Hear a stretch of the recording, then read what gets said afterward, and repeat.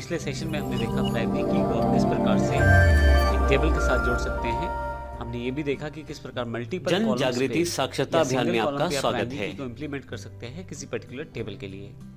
इस सेशन में हम देखने वाले हैं, अगर आप टेबल पहले से बना चुके हैं तो उस केस में आप अपनी प्राइमरी की को कैसे ऐड कर सकते हैं, और यदि आप प्राइमरी की ऐड कर चुके हैं तो उसे किस प्रकार से डिलीट कर सकते हैं। दोनों केसेस में आपके पास अल्टर टेबल कमांड रहती है जिसमें आपको टेबल का नाम देना होता है। जैसे एग्जांपल के लिए यहाँ मैंने स्टूडेंट जो टेबल का नाम है वो दिया है। अगर आप प्राइमरी की जोड़ना चाहते हैं तो उसके लिए ऐड कीवर्ड का प्रयोग करें, साथ में प्राइमरी की और ब्रैकेट में उस कॉलम या फील्ड का नाम जिस पे आप प्राइमरी की को इम्प्लीमेंट करना चाहते हैं। इसी तरह से यदि आप प्राइमरी की को हटाना चाहते हैं तो उसके लिए सिंपल आपको कमांड देनी है अल्टर टेबल का नाम, जैसे स्टूडेंट एग्जाम्पल, उसके पश्चात ड्रॉप कीवर्ड है प्राइमरी की को हटाने के लिए। ड्रॉप लगाकर आपको प्राइमरी की टाइप करना है और सेमीकोलन एंटर करते ही जब आप एग्जीक्यूट करेंगे कमांड को तो आपके पास प्राइमरी की आपके टेबल से हट जाएगी। आइए प्रैक्टिकली देखते हैं किस प्रकार से हम इन कमांड्स को कर सकते हैं। जैसा कि मैं पिछले सेशन में भी आपको बता चुका हूं, हमारे पास काफ़ी सारी एक्सरसाइज फाइल आपके पास पहले से ही डीवीडी या पेन ड्राइव में अवेलेबल हैं जो आपने हमसे प्राप्त की हैं, और यदि नहीं भी हैं तो आप हमारी वेबसाइट्स पर जाकर भी इसे डाउनलोड कर सकते हैं। अब यहाँ पे मैंने प्राइमरी को सर्च किया हुआ है तो यहाँ पे प्राइमरी वाले कीवर्ड्स के साथ जितनी भी फाइल्स हैं वे अवेलेबल हैं। यहाँ से मैं आसानी से अपनी फाइल को चूज़ कर सकता हूँ। जैसे मैं सबसे पहले प्राइमरी की को ऐड करना चाहता हूँ एग्जिस्टिंग टेबल पे, तो आइए सबसे पहले देख लेते हैं कमांड किस प्रकार से प्रयोग करनी है। यहाँ मैंने इस फाइल को भी खोल लिया है जिसमें alter table student add primary की। देखें यहाँ पे प्राइमरी की को इम्प्लीमेंट करने के लिए आपको अल्टर टेबल कमांड का प्रयोग करना है, साथ में आपको ऐड करना है प्राइमरी की स्टूडेंट आईडी। मैं इसे यहाँ से कॉपी कर लेता हूँ। अब वापस अपने एसक्यूएल प्रोसेस पे चलते हैं। यहाँ अगर आप इस इंटरफेस phpMyAdmin पे जाएं तो मैंने पहले से एक टेबल का स्ट्रक्चर ओपन किया हुआ है। ये टेबल है स्टूडेंट जिसमें हमें प्राइमरी की को लगाना है, और अभी यहाँ पे कोई भी प्राइमरी की इम्प्लीमेंटेड नहीं है।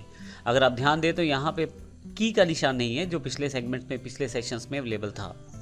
तो अब मैं यहाँ पे प्राइमरी की को इम्प्लीमेंट करना चाहता हूँ और टेबल पहले से अवेलेबल है। अब मुझे MySQL कमांड को यूज़ करना है। इसके लिए मैं Ctrl+V प्रेस करूँगा और गो करूँगा। यहाँ से एग्जीक्यूट हो चुकी है क्वेरी, और अब मैं इस स्ट्रक्चर को फिर से अलग विंडो में ओपन कर लेता हूँ। तो यहाँ पे स्टूडेंट वाला स्ट्रक्चर मुझे ओपन करना है। स्ट्रक्चर क्लिक कर देता हूँ स्टूडेंट टेबल का। अब यहाँ यदि आप ध्यान दें तो स्टूडेंट आईडी के साथ प्राइमरी की का सिंबल अवेलेबल हो गया है। इसका अर्थ है इस पे इम्प्लीमेंट हो चुका है हमारा प्राइमरी की स्टूडेंट आईडी पर्टिकुलर फील्ड पे।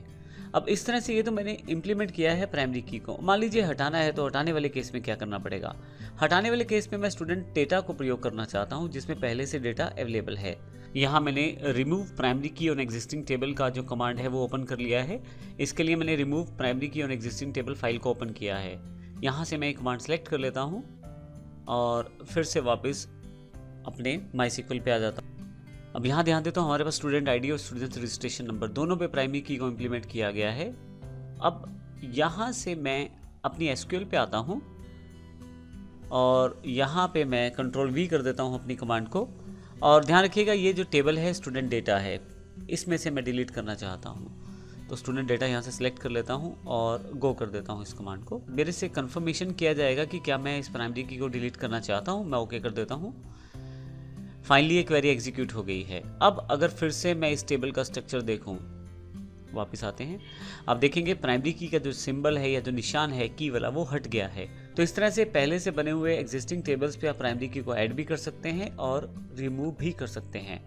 ऐड करते समय ये ध्यान रखिएगा, अगर आपके पास पहले से कोई डेटा पड़ा हुआ है जो रिपीट हो रहा है तो प्राइमरी की उसमें नहीं लग पाएगा। तो उससे पहले आपको वो डेटा क्लियर करना पड़ेगा जो आपके पास पहले से फील्ड है और जो डुप्लीकेट डेटा है।